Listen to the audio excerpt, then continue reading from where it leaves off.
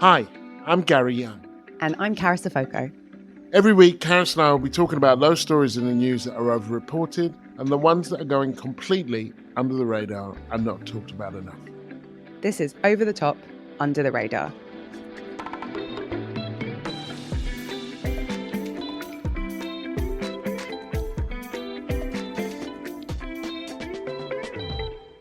So, Carys, how you been? Ups and downs, Gary. Obviously, The Traitors is over. I'm feeling somewhat bereft in like a television sense. Do you watch The Traitors? It was that good? Yeah. Well, is it my favorite? There have been 3 seasons now. I would say it's in that real, like, all reality TV has like a glory era.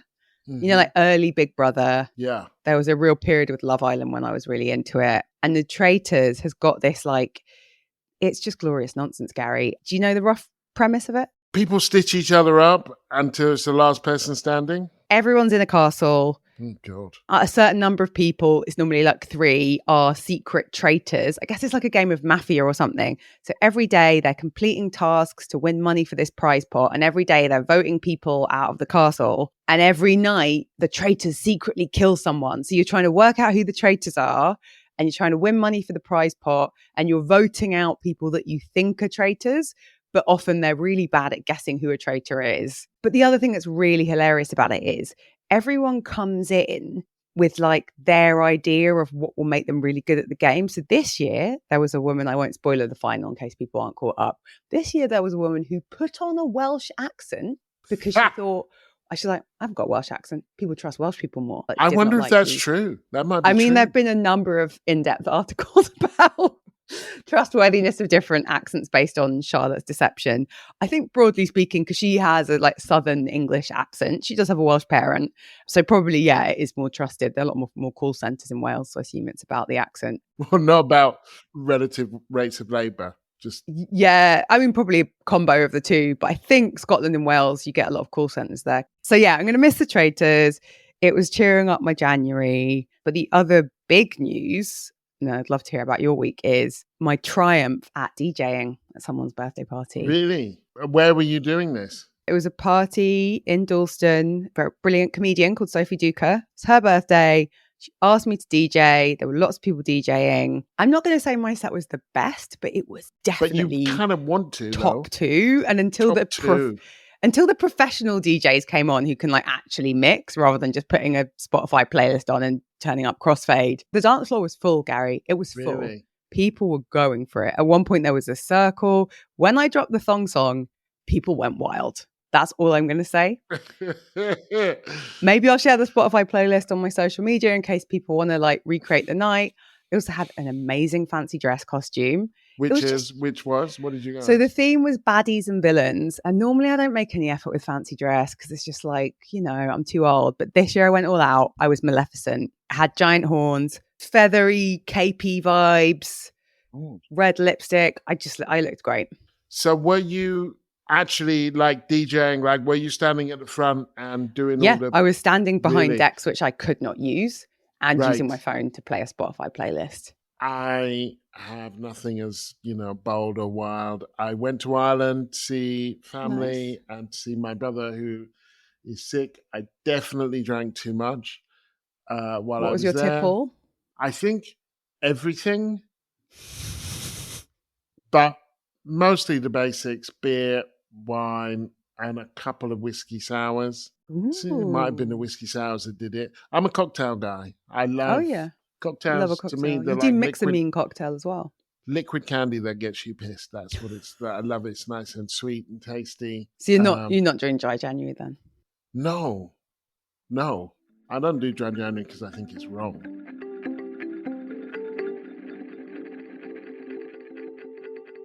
You can find us all over socials, be it Blue Sky, Instagram, TikTok, YouTube, Facebook, or X at over_under_pod_. Thank you to Lucy and Tanya at Haringey Welcome, who are fans of the Over the Top, Under the Radar podcast. They have their own podcast called No Small Victories, described as community tales of resistance. And their email reads, "We're reaching out to you today regarding our latest podcast episode. which we posted on our Facebook page, and then it was removed. First time ever. Undoubtedly, they say, to do with our guest's Palestinian identity. He tells us, that's their guess, that Facebook has been at the forefront of censoring Palestinians. Now, we haven't listened to the podcast, but we are going to go over now and listen to No Small Victories, and we advise you to do the same and make up your own mind. What we know is that many of these platforms, including Facebook, do have a kind of level of censorship when it comes to Palestinian voices and indeed other radical voices. So the No Small Victories podcast, have a listen, make up your mind. A big shout out to the people who've signed up to our Patreon. Remember, we are up against the Murdochs and the BBCs and the Guardians of this world. We are run by a small indie, black-owned indie, and we are utterly reliant on your financial support.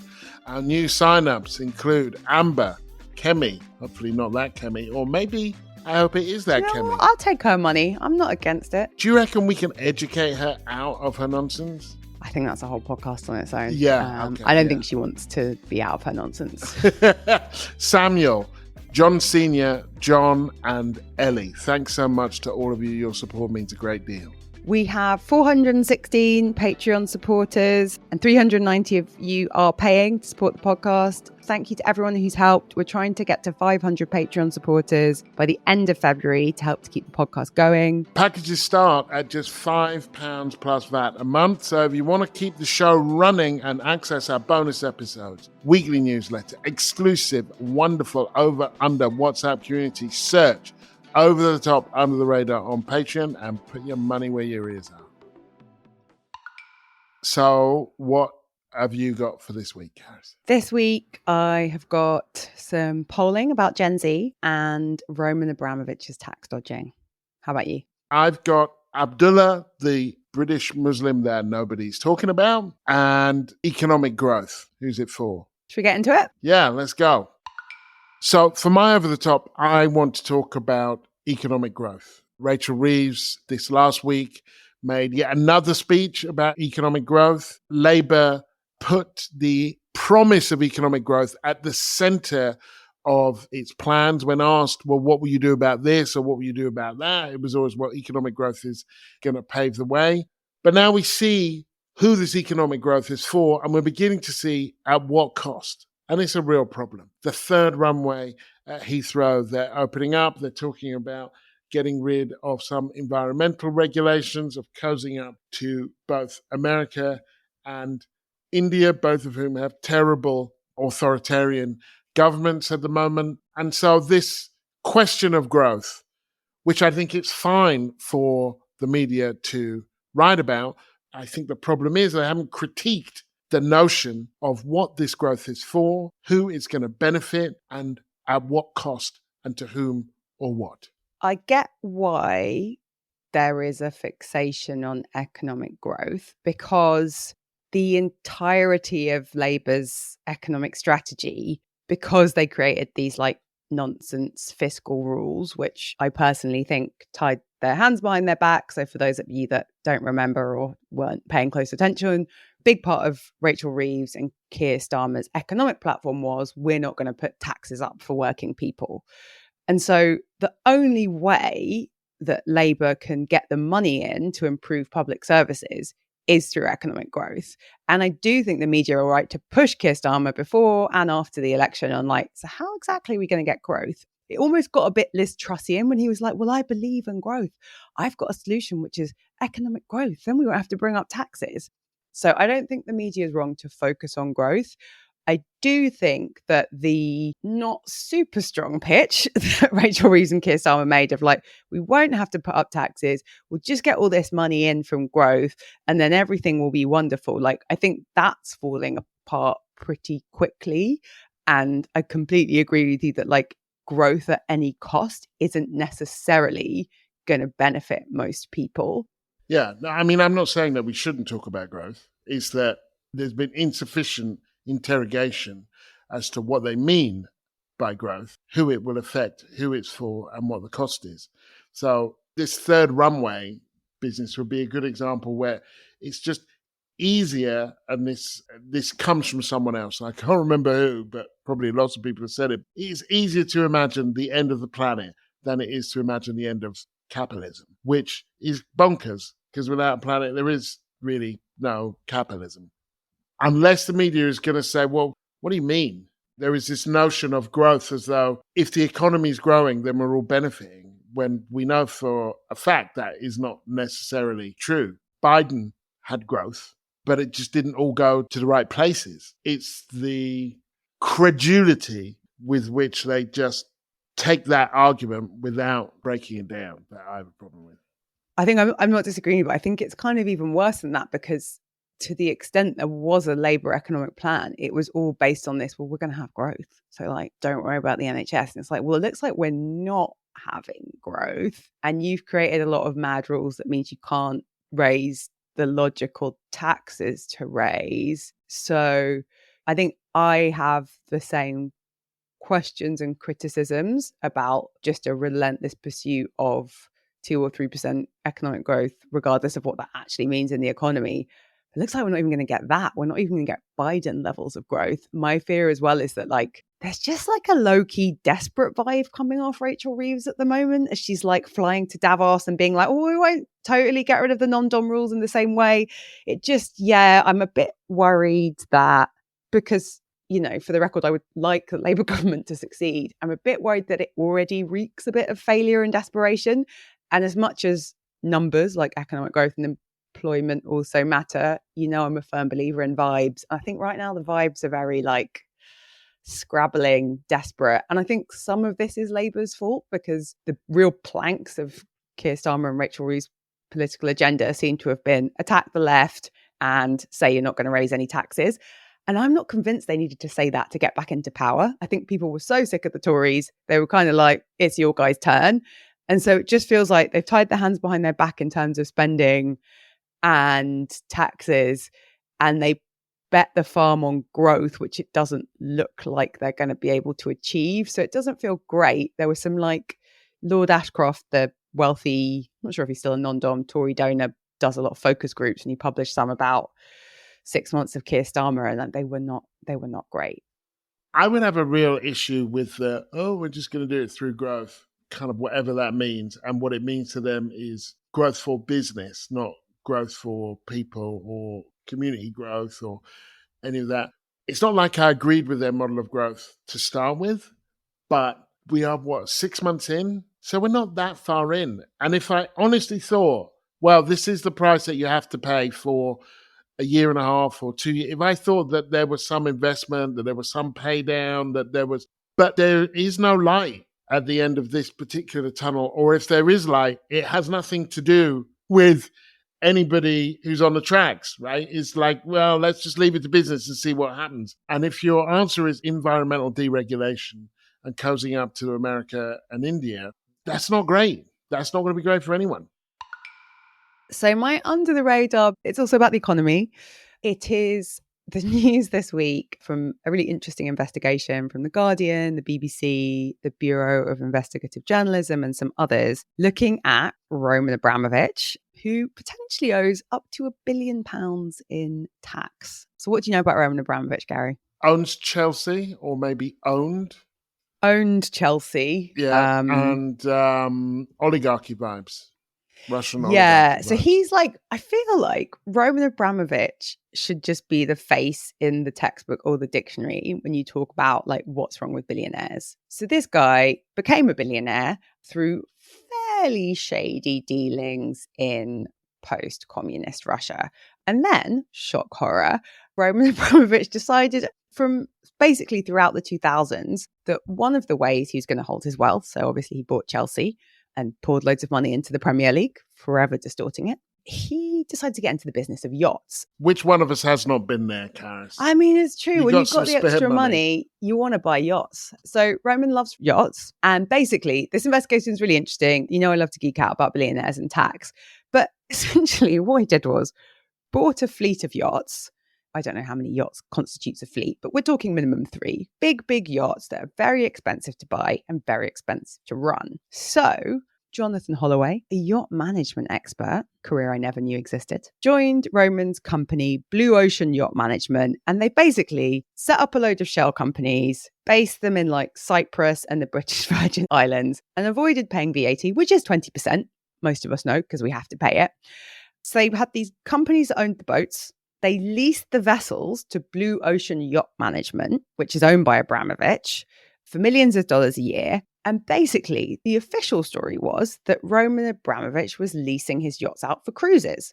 So it wasn't his personal yacht, it was a passenger vehicle. It was like a tourist project. However, what these journalists found out is that there didn't seem to be that many customers. And often when the yacht was meant to be being loaned out, Roman Abramovich was stood on it sunning himself. So he basically was renting his own boats to avoid paying tax on the boats and then claiming activities were taking place in jurisdictions that weren't the UK to avoid spending money on the yachts. And so just before you call him a cheapskate, the annual cost of running a super yacht is typically 10% of the purchase price. So we're talking millions of pounds of tax that he just didn't want to pay. In a world where we're constantly told that immigrants and poor people are causing all of our problems, here's a guy who's just a proven scammer who we've allowed to live in the UK by a Premier League football club, who we've now found out maybe owes us, this is in terms of the money he should have paid and the fines, £1 billion. I mean, it's not going to drive economic growth, Gary, but I'd like the money. I mean, one of the things that I think is funny and sick about this is that here's a small boat scandal that you really could get behind, right? I mean, the boats aren't that small, but Gary, pretty big boats. Yeah, no, I mean, it's not a dinghy, but it's also, it's not a liner or an HMS. Just there's something, it's all there if people wanted to see it, if people wanted to get, if angry is what you want to be, and I think that there are good grounds to be angry in this country about the way that it's run, who gets resources and who doesn't, you could direct it at the people who are running away from the countries that we bombed, trying to get into the country illegally, or you could direct it at this guy who is fleecing us of billions of pounds. The people who have become the hate figure for many people in the country are coming in, and if they get in, working minimum wage or less, and then you got this guy, where's the rage? Where are the crowds in Rotherham and elsewhere trying to get some kind of justice around this? I think there's an interesting point here about where the right is strong and where the left is weak. So this investigation into Roman Abramovich, which sidebar, just hats off to all the investigative journalists who trawl through leaked emails and incredibly detailed tax reports to get this kind of stuff. My understanding is it took 2 years to unearth this. I think this is an example of where the left or kind of left politicians aren't as good at populist politics. Roman Abramovich is a clear sort of enemy or baddie. It's almost pantomime baddie. He made his money by defrauding Russian workers in post-communist Russia. He came over here to buy a football club, allegedly so he would be so famous that Putin couldn't assassinate him. Then, as with many billionaires, what do you do with all that money? Buy a spaceship or a fleet of yachts. He doesn't even want to pay for his yachts. He's partying with Richard Branson and all these celebrities. And then the paperwork says that he's leasing it out because he doesn't want to have to pay to maintain the yacht. At a certain point, how much can you blame him? He's told you who he is. This is his vibe. And I think that if the left were better at the sort of Punch and Judy retail politics, then a story like this would have a Labour minister or a Rachel Reeves trying to land a punch. The journalists have stirred up the research, and now you need someone to land the plane and make Roman Abramovich a political enemy. I think the other important thing to say about this, because we hear a lot about people dodging taxes, the reason this investigation is interesting is it's not tax avoidance. This is not a legal loophole that he's exploiting. The leaked emails and all the evidence suggests this is tax evasion. Honestly, Rachel Reeves, I'm sure you listen to the podcast, maybe on your flight back from Davos, don't know your podcast listening habits, but I will happily come and work at the Treasury and just hunt down billionaires. You don't even need to pay me that much. I would love it. Me, some investigative journalists, some other people who don't like billionaires will start hunting them down. We'll get the money back. And then you want photo ops. You want Rachel Reeves calling Roman Abramovich out on Twitter. This is what I mean. It's like, when I say Keir's a clean shirt, it's like you don't really get how to play the game. You've got to give people a bit of rizz, a bit of jazz. You should call them git hunters. My under the radar is a chap called Abdullah, who's a 29-year-old security guard at a tea shop in Leicester Square. Now, we're going to leave to the side for the moment the question of why a tea shop needs a security guard and move on to... It's in Leicester Square, Gary. Have you been there? I have been to Leicester Square. What, people get wild on Darjeeling and then start going crazy? It's just the whole area is very chaotic, Gary. I mean, have you been in M&M World? I mean, write in if you work in Leicester Square, but it's a lot of people, a lot of tourists milling around.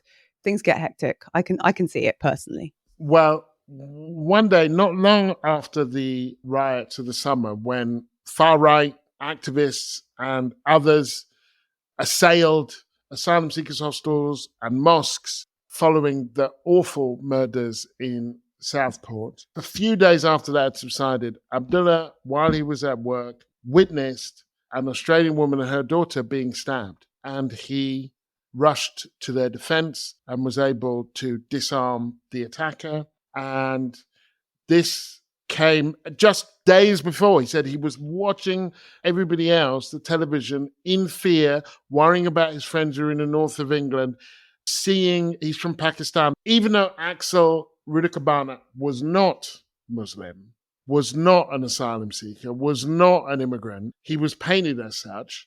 And that was the grounds for all of these attacks. Here's Abdullah, who, funnily enough, there was no amassing of crowds of white people outside mosques or outside the Pakistan embassy to say thank you to Abdullah. So, why does this matter? Because it happened in August. It's not new, although I do think it did go under the radar for many. Well, there was a sentencing of Rudakabana last week. By all accounts, he is a man with severe mental health problems whose dad had only just stopped him just a week before from getting in a cab and going to school, where he feared Axel would do harm, that he was struggling, and he committed this heinous crime. Awful. But when we watch these things, if you're a minority, if you're part of any group that considers itself under threat, you're thinking, I hope this person wasn't black. I hope they weren't Muslim. I hope they weren't a refugee. He was none of those, and it didn't matter anyway. They still went for it. And then Abdullah comes and does what he does, and it just is a perfect illustration of how anything that happens that is bad becomes collectively bad, right? It's bad for all of us. Whereas anything that anybody does that is good is individualized. Similarly, in Glasgow, an absolutely awful paedophile ring was not just exposed, but they were all convicted last week. All of them were white. I don't see anybody gathering outside churches or gathering outside places where they think white people will be and saying, this is what happens. This is where we are. We are constantly confronted by this.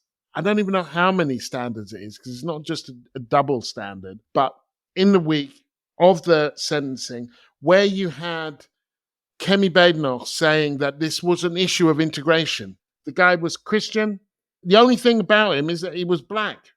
His parents were not from Britain, but they're nor Kemi Badenoch's parents. Well, I mean, it's worse than that, right? Because she says that the issue is of integration, and his parents are integrated. They were active in the church. They're active in the local community. Exactly. And she's like, well, this is what happens when everyone wants facts. And you're like, So it's like, okay, well then let's take Abdullah, who actually is the things that you claim he is. He is a Muslim. He was born abroad. What general conclusion are you going to make about him? Or you're not going to make any conclusion about him because he doesn't fit your argument. What it basically means is that if you're a minoritized person, you can't have a mental health crisis, it can't be that he did this because he's a human being who was struggling and took it out on another group of human beings. It can't be that. As ugly as that was, and as wrong and as foul and as important to address as it was, this attempt to kind of understand it, the one thing that Rudakabana needs to be integrated into, was the health service, into the adolescent mental health service system, which is chronically underfunded. That was the one piece of integration that was really missing. But otherwise, among other things, I think it's a disservice to the girls who died to evoke all this evil kind of in their name, to the evil being, oh, this is about integration, this is about Islam, this is about refugees, when it's not about any of those things. I didn't hear about Abdullah, and I mean, that's like a level of heroism that I don't know if I've got in me. It's also hard, isn't it? Because if you're white, you just get to be a person. So like if you do something bad or good, you're not representing your race. And Black and brown people shouldn't have to display the level of like heroism of Abdullah to have a right to be in the UK and live their lives. And so it's like, he's obviously a hero and a wonderful human being. And also the bar shouldn't be that high for us to be seen and appreciated.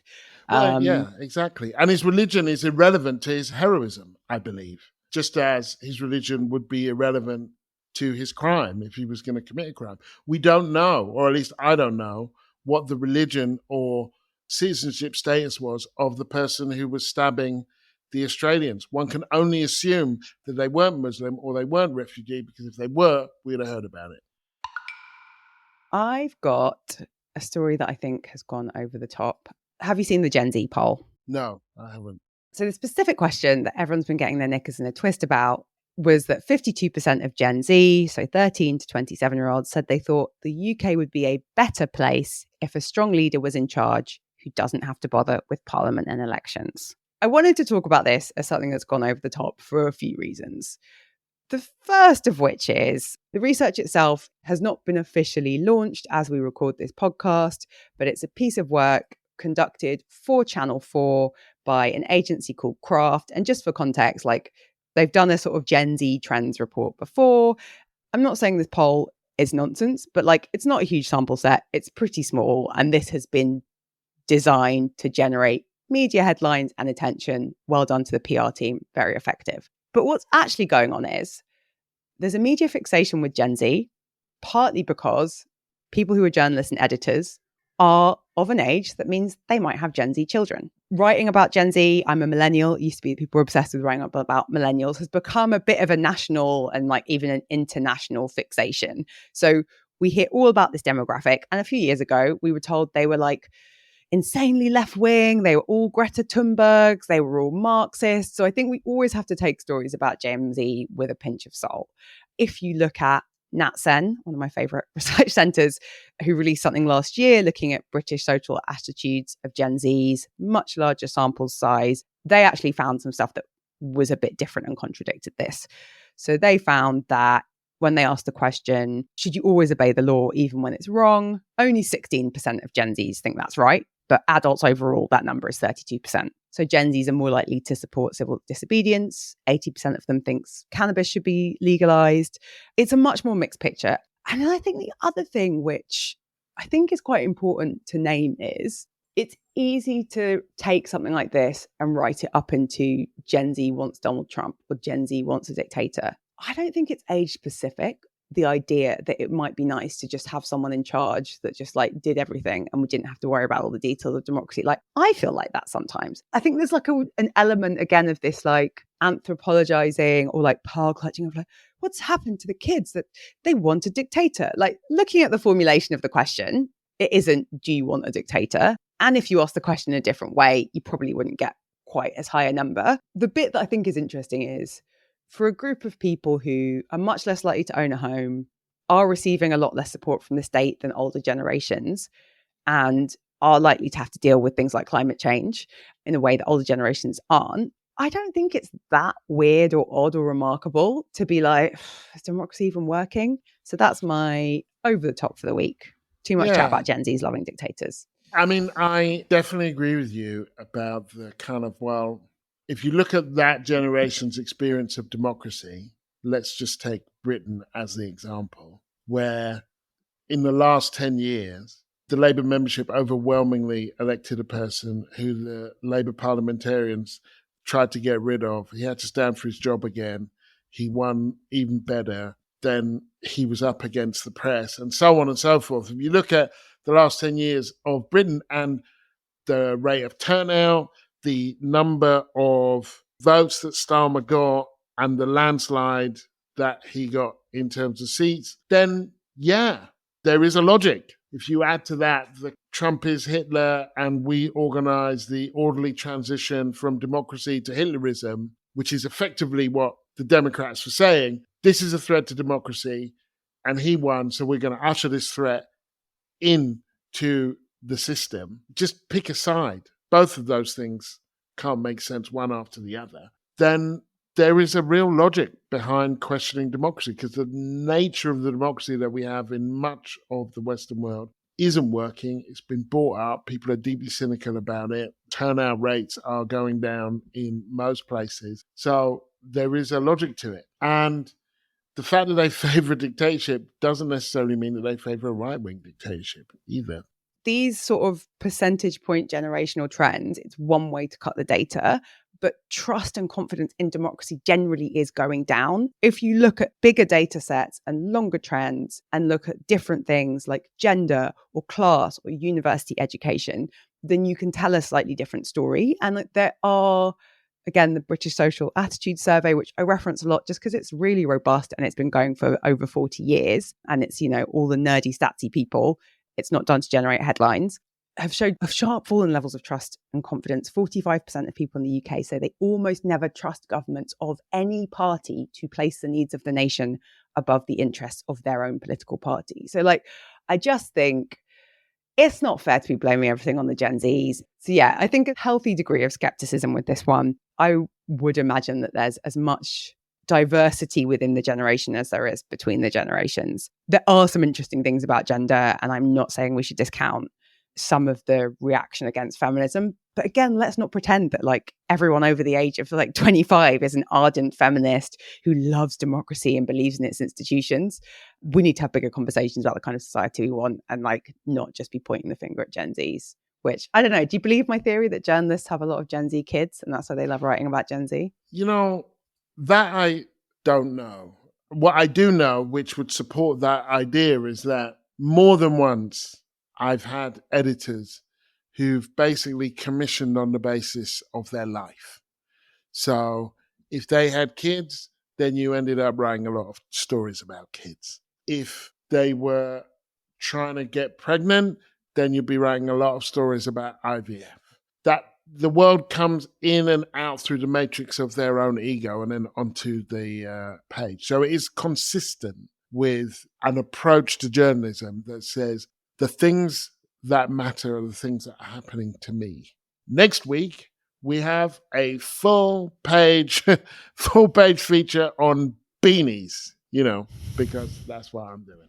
Okay, but more importantly, Gary, do you think the UK would be a better place if a strong leader called Carys was in charge, who didn't have to bother with parliament and elections? Oh, that's an interesting idea. Would it be a better place? The music would be better. Well, you know, would you be wearing that costume as well? Nah, not every day. It's like, Okay. No, I'm not going to be dressing up all the time. But like, basically, put me in charge, no For parliament. For how long? I haven't ever had a job for more than like 3.5 years because I'm a millennial. So I like realistically, like I could commit to 4 years running the country, no parliament. But after that, I think I could be a bit tired. See, I was thinking more in the like week category. A week? Like, That's not long enough. I don't really just like, that's like how long it took me to come up with the Spotify playlist. I can't be, I'm hunting down billionaires, like getting their yachts. Maybe I'll seize their yachts. That could be one of the things I do. You could do that in a week. Look, how long's Trump been in? Look at all the crap that he's done. Like, Gary, have you started a new job? It takes a week to get in your email account and find out where the toilets are. You can't give me a week. I need longer than a week. Look, I'll give you a millennial 3 years. I'll be in charge, no parliament. After the 3 years, parliament can come back. If they've got a problem, they can undo some of the stuff I've done. But I will have auctioned off all the yachts by that point. Like, I'll just be like, we need the yachts. We're doing an auction. Try and get all the other billionaires to have them. I'll use the cash to put into the NHS. Okay, so you heard it first here. Dictatorship by Carys. That Carys would like to be a dictator for around 3 years. I can't commit to longer. That's as long as her playlist will allow. And I would like to know your view as a listener. Would you support me? Are you in in favour. For me, 3 years is a little bit long. It's a little bit think long. it's I too wouldn't want long. it for you. Gary didn't say whether he wanted me in charge, but I think he does. Yeah, I'm still not saying. Okay, fine. Because if I say no and then you become the dictator, you're screwed. Rub me out. So, I'm going to be as petty as Trump. Well, You'll be out. You'll be cleaning yachts. Thank you for listening to Over the Top and Under the Radar. Remember to like, subscribe, and leave a review wherever you get your podcasts.